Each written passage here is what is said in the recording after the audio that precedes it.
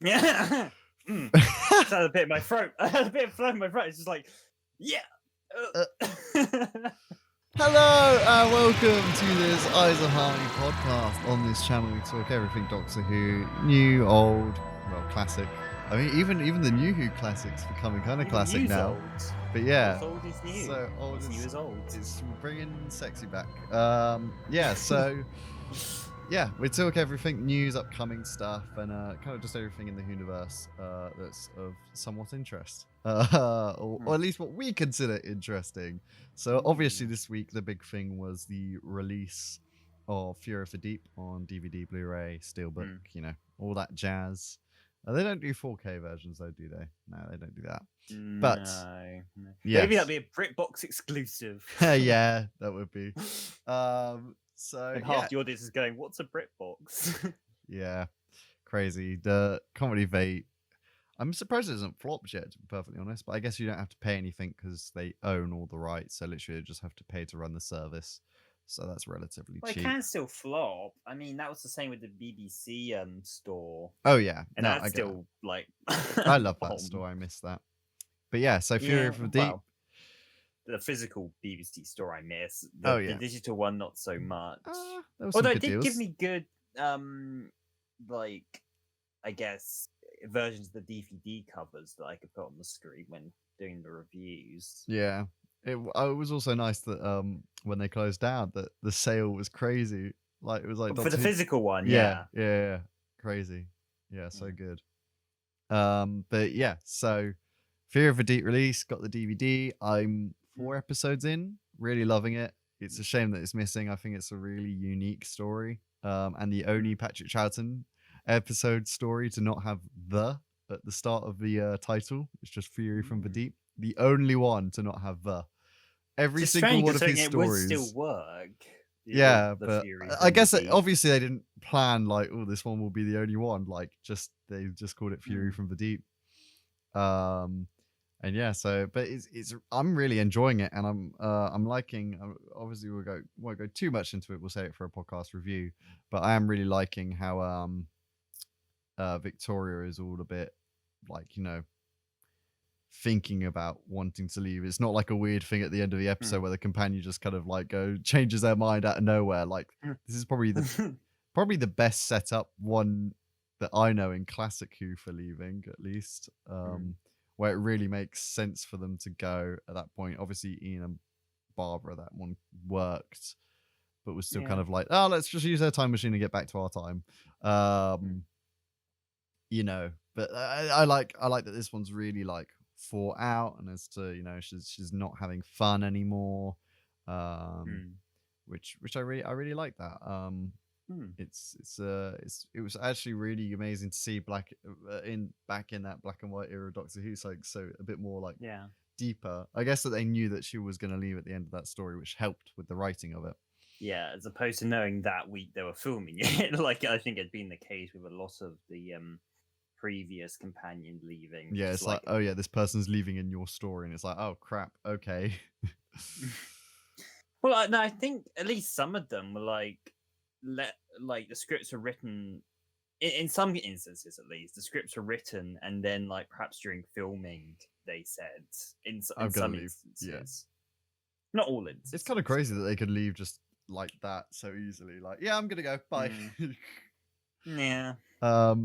But yeah, I'm loving the animation style. It looks really nice, though. I did find it really jarring seeing Roger Delgado Master Wanted poster in the background of like episode 4.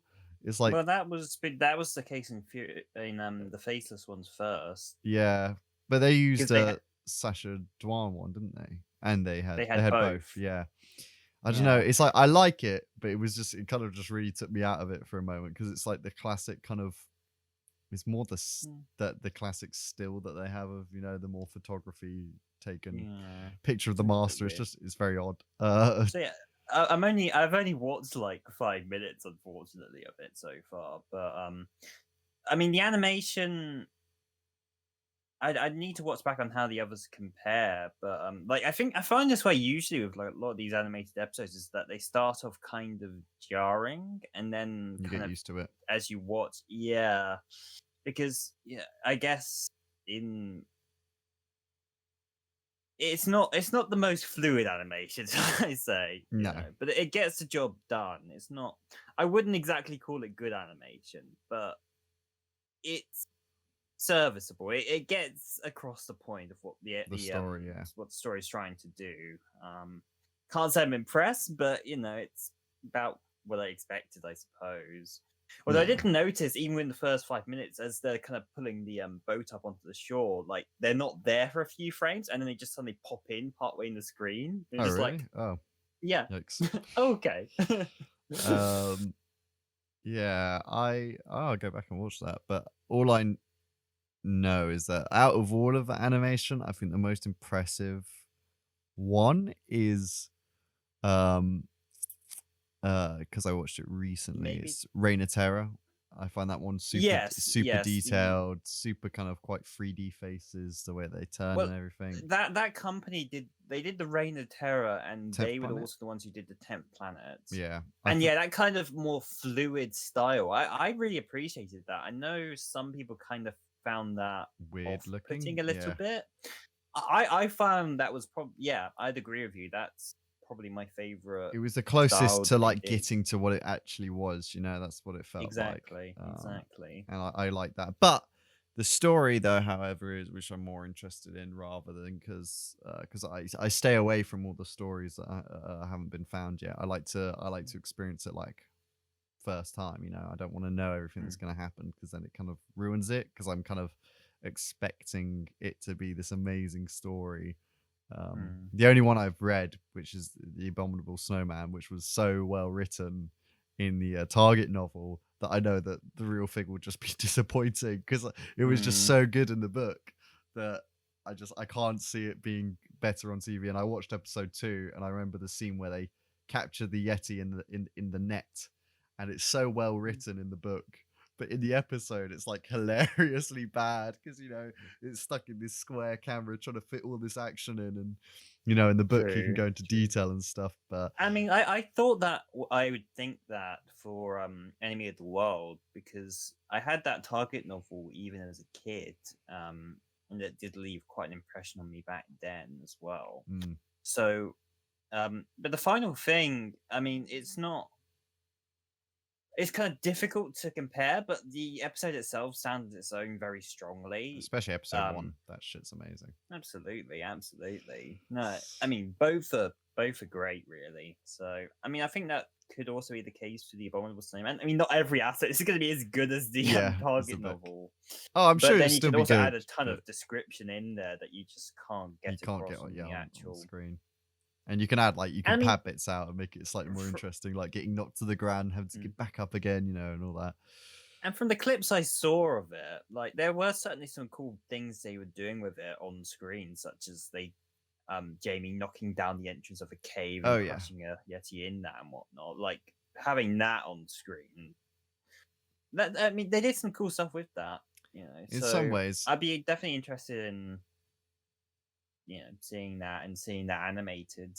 In Hopefully, some ways, not too far in the y- distant future. yeah. I mean, it'll be coming up. Like Yetis will Yeah, definitely because they settle. focus so heavily on the Patrick Patrick Troughton Troughton era, era. particularly within this kind of era. Yeah. Um, Which one do you think will be next then? Do you think Abominable Snowman? Is that your bet or? Again, it's difficult to say because I mean, that's a very strong possibility. But then there was also that weird. I mean, there's two weird, weird kind of instances where they had like the partially animated bit of Wheel in Space, Mm. and then also the Highlanders thing which disappeared. So what's going on and what they're planning to do is almost kind of unpredictable at the minute. It's just It's pretty it's strange, like, isn't it? there's so many options. They keep popping up and getting fans' hopes up, and it's just like, no. Instead, we're Yeet, doing, this one. like we're hoping, like back when, like they will in space be next because they did this little bit, but no, it's the Faceless ones. I mean, the Faceless ones is solid, but it's not Wheel in Space. Yeah, It's well, like, it's weird because they did Macroterra and they did the Faceless ones, so those were back to back. That yeah. kind of works. But then they Mm, didn't do Evil of the Daleks, which I think they're probably going to save for the 60th year. I just feel that would mm. sell incredibly well that year. even more than it would anyway. I think that one or Master Plan, it will be one of those two. But I know that they're going to save one for that 60th year.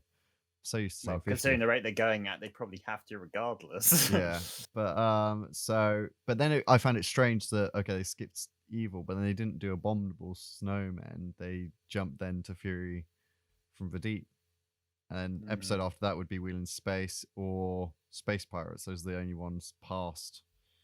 And they're just gonna probably pick Space Pirates instead of the more exciting one. Yeah, it's like the Celestial Toymaker or they haven't touched William Hartnell's era. I know, they're just like, you gross first Doctor, he's sexist.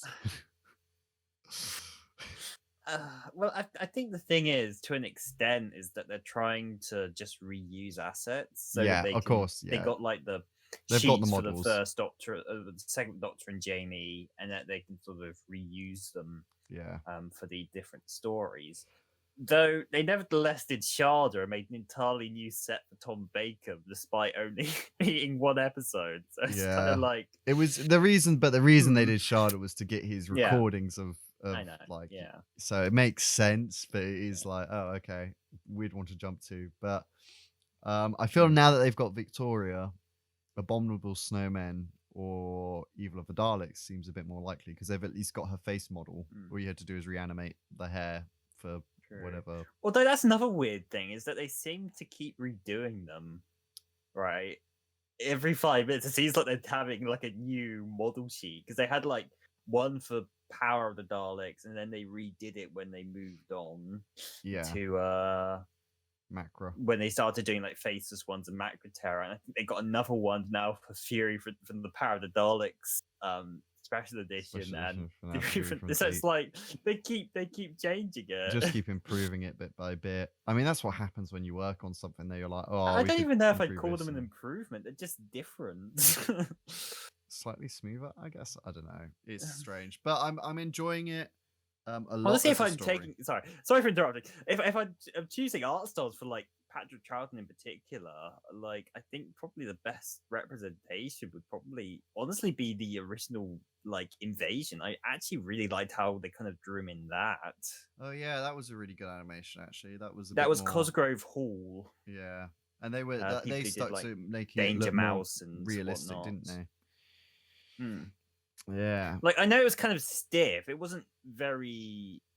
There wasn't a lot of motion to it, but just in terms of the art style, I really liked how. Well, it was like they stenciled over the actual almost. Yeah. It was like it was kind of an extension on what they did for Scream of the Shulker. Yeah, and it was basically like stenciling over the actual actors' faces, so it looked like they're more than a cartoon version of them. But yeah, I'm enjoying it. A lot of special features, which I look forward to watching. I'm probably going to watch the last 2 parts today, actually. And yeah, I'm enjoying it though a lot more than I thought I would.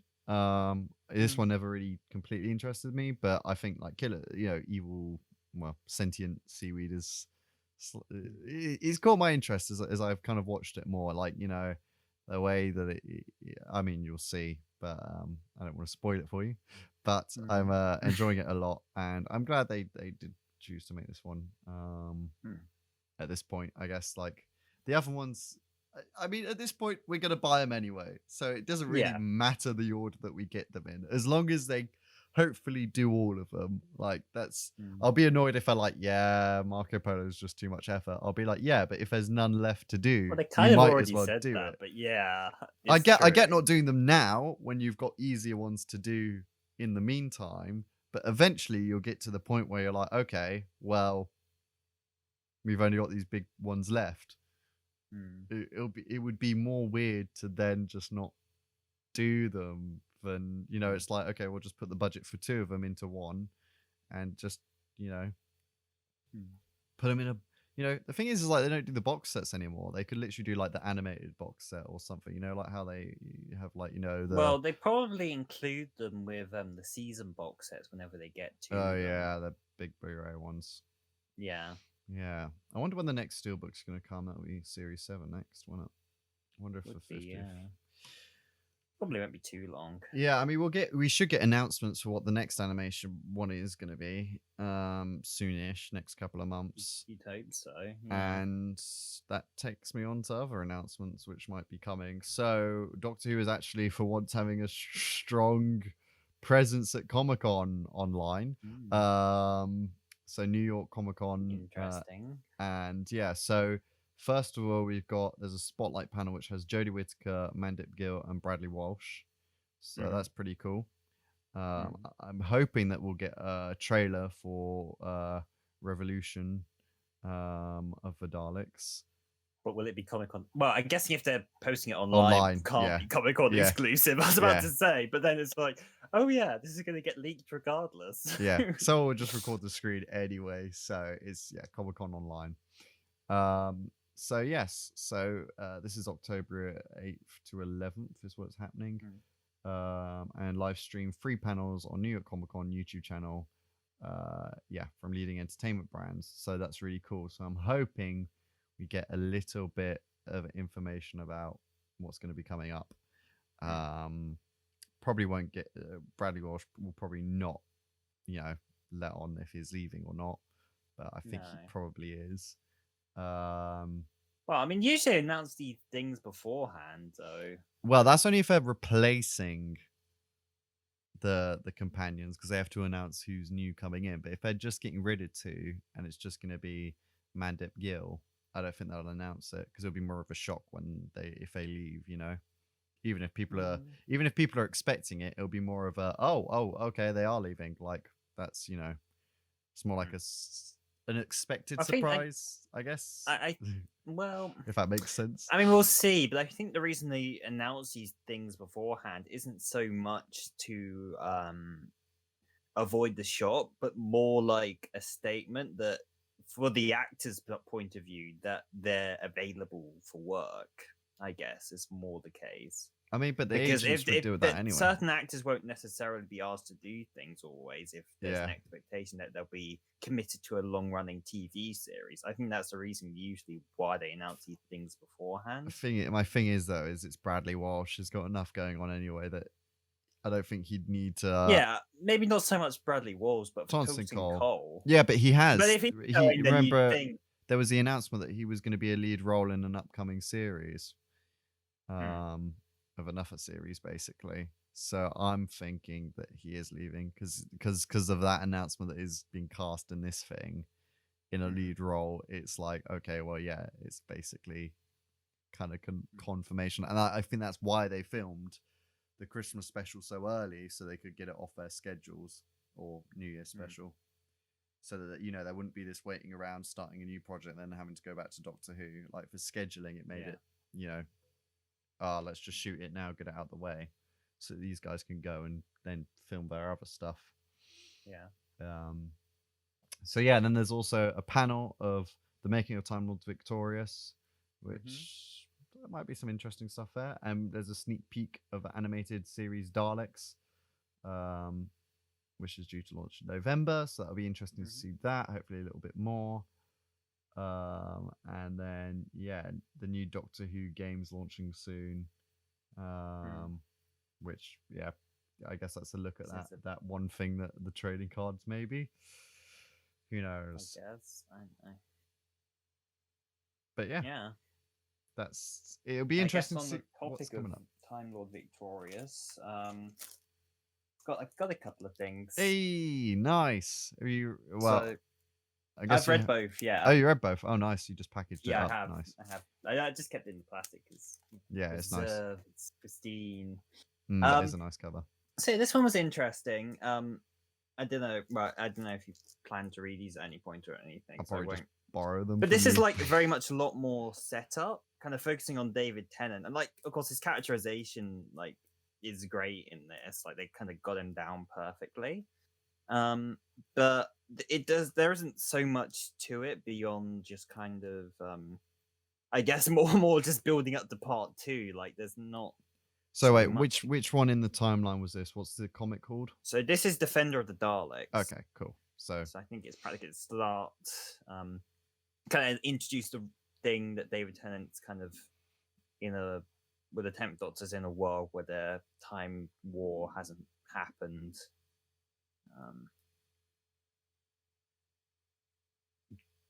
And I'm just trying to figure out how to say, but the whole thing is like, well, I guess this happens very early on, but like the Daleks ask for his help in the Emperor Dalek calls for his help because there's another threat from the Dark Times which wants to destroy everything and themselves, just Okay. wipe out existence entirely. Whereas the Daleks just want to destroy anything not Dalek, Not them, so yeah. they fear it and beg for the Doctor's help in order to deal with it, which is kind of the premise of this one.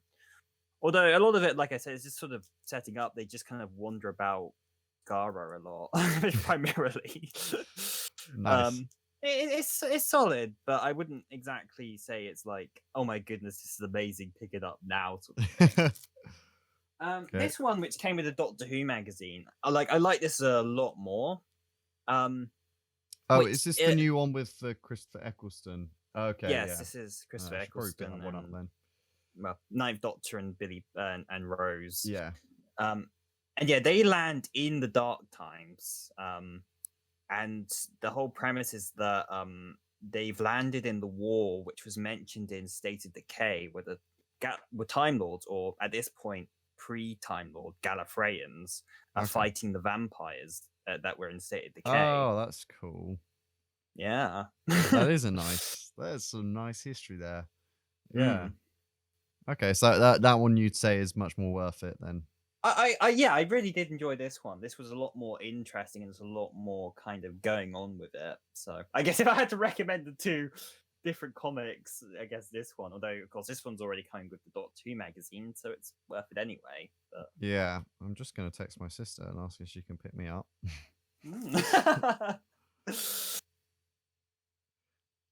There we go. Because it looks like a good issue, and you get the nice giant double-sided poster with a Time Lord Victorious thing. Did, although I got nowhere to put it, but make room. Yeah, both of these are 2 parts, so yeah. There'll be a second part. So I have both parts of the Titan Comics one on order and of Defender of Darts, and I have the 2 issues of Doctor Who magazine currently also coming. So I'm all prepped on that side of it. Nice. So yeah, you'd say the one from the Doctor Who magazine was the better of the 2. Yes. Cool. Yes. Okay, so that is the Eyes of Harmony. Get the magazine this month. Yeah, it looks like there's interesting stuff in that issue as well. Looking at it, yeah, what we got: detailed guide for the Time Lord Victorious. There we go. Oh, beautiful Christopher Eccleston. A celebration of Virgin's publishing new adventure novels, including contributions from Russell T, Paul Cornell, Mark Gatiss. Facts. The Fact of Fiction explores the 1964 Marco Polo plus interviews. Oh, that's cool. I have to.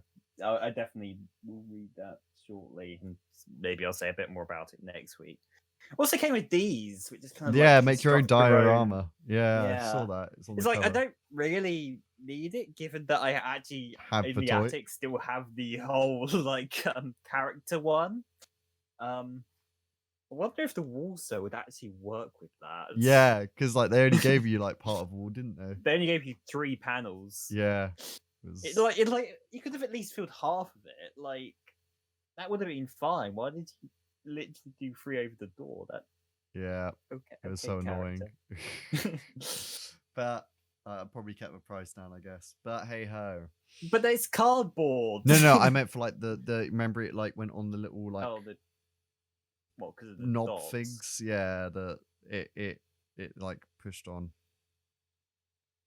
I don't really see it making that much more of a difference, considering plastic isn't really, especially considering how small the bits were. I don't think it make that much of a difference. But I mean, it's the model and complaining at a 15-year-old play set. I want my money back. And I want it 15 years ago. Even though I didn't pay for it, it was from Santa Claus. So I'm not going to complain because I'm not going to judge Santa for his choice of sets. Want my money back, Santa. Santa should get his money back, and then he should give me a better updated set.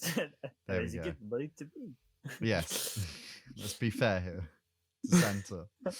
But yeah, 5 years ago today, The Magician's Apprentice aired. What a mess of a story that one was. It's like it's just set up for the whole like I still 50 don't minutes. hate it. Like it's flawed, but I don't hate it like as much as some people do. Like I think there are far lower points in the Moffat era than that.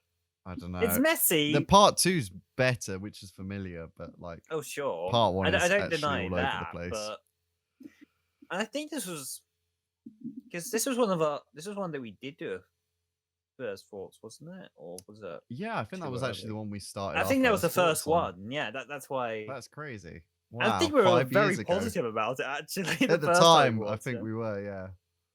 And like I said, I still don't hate it. Like I'm not gonna suddenly go like, "Oh, it's the best. It deserves," you know. But I think it's as far as setup's concerned, there's enough going on to keep it interesting. I guess. Yeah, I don't know. On rewatches, I've found it a bit of a struggle to sit through, actually, especially the weird fucking head out the screen thing by Missy. I don't know what the hell. Oh yeah, the cartoon sound effect was weird. It was just. I won't deny that. Yeah, it was odd. There were some odd choices in there, but yeah, there we go. That's just some little interesting facts for that. But yeah, I think that's pretty much it. There's not much else. I'm interested to see what comes up for Comic-Con. I'm interested to see, how Time Lord Victorious goes down with the public. And hopefully more news on the next series, because they're going to start filming this month. I think it was, or was it when they said that it was already this month? Either in October or later this month, they'll be starting shooting. I think they should just get all the TARDIS scenes out of the way. Just do all those, because you could film those pretty social distance easily. Because if you think about it, it's like it's mainly just the two main characters in there, and then sometimes the odd person can come in and do their bit. But because people aren't going to be working as much, actors could be a bit more choppy and come in at different points. You just film it differently. So I just get all the TARDIS stuff done. Just boom, get that out, get that done. Because I still want to see more of this TARDIS. I still feel after these 2 episodes we just haven't seen that much. And I think that's one thing about the Coral TARDIS I always got sad about, is we never saw any other rooms. I liked when you see just a couple of other rooms in the TARDIS, Well, they dedicated the whole episode to that in the Moffat era. Yeah, Journey to the Center of the TARDIS, which they just showed a load of corridors. I do but yeah, I do like seeing more of the TARDIS and having extra rooms to see here and there. But I guess it hasn't been needed for the stories they've been telling thus far. But it'd be nice if we did get a bit more. At least to see the wardrobe again, or the swimming pool, or just the wardrobe. Maybe the Doctor has to go to the Zero Room. Well, they almost did. They did write the Zero Room originally in The Doctor's Wife. It was in there. They had to cut it because sadly, shame. Which sucks. But yeah, it's I don't get why Jodie had to choose her clothes at a charity shop. Why couldn't it would have perfectly worked having a shows off her personality, I guess. That she supports charity. I guess. Get your second-hand clothes. I don't know. It would be nice. I love that one little shot that we have of David Tennant in the wardrobe room in the Christmas Invasion. Yes. That whole wardrobe was really large, extensive, had all these references in it, and it was cool. And it's really cool to people see. What I get annoyed at now is the Doctor is the first kind of clothes that they try. I like to see that bit where they're trying different clothes. Did we get that with Jodie? Did she put on different outfits? I can't remember now. Yeah. No, I know she throws stuff out and she's nah, not this, not this. No, yeah. But we don't actually see her in any. No. We had Matt Smith a bit who was looking at the ties and oh, nah, It would be nice to have that scene where they're literally Tom Baker style, just trying on different stuff. The Seventh Doctor was trying, random clothes as well.